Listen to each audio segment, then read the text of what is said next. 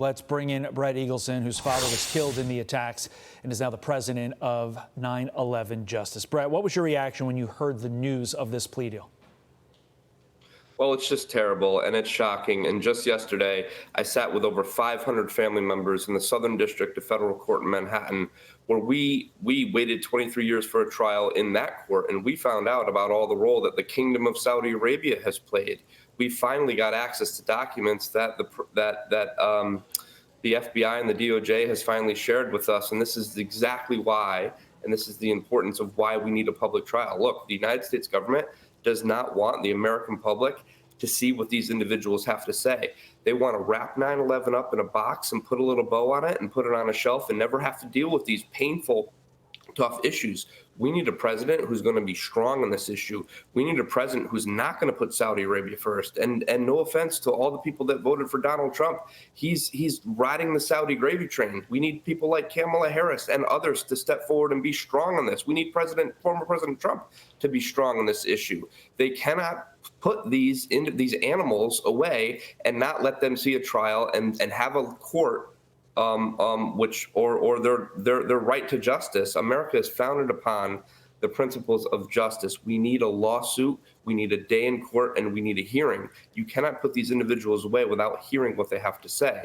Yesterday is a prime example of why we need our day in court.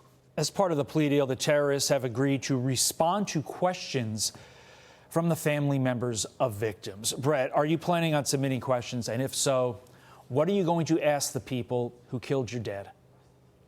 We want to know what the Kingdom of Saudi Arabia did. We want to know what they did. Listen, everything that we've uncovered said that the Kingdom of Saudi Arabia has played a significant role. We now know that 30 individuals helped Saudi Arabian government officials facilitate and support the 9/11 hijackers. These individuals hold the truth to what actually happened on 9/11. It wasn't that somehow 19 individuals with no knowledge of English, no experience in Western culture, no money, no idea how to fly a plane, were able to somehow band together and pull off the most devastating and consequential attack in this country's history without any help from anybody. And what we've uncovered is that they had significant help. They had help in the form of the government of Saudi Arabia. And we need a political leader, but we need Congress. We need both sides of the aisle to stand together with the American people. We need a presidential candidate who's going to put America first. I've heard Donald Trump say a lot of things about putting America first. Well, get off the Saudi gravy train and stand with the American people and stand with the 9/11 victims and hold Saudi Arabia accountable. From a personal perspective, this was your dad.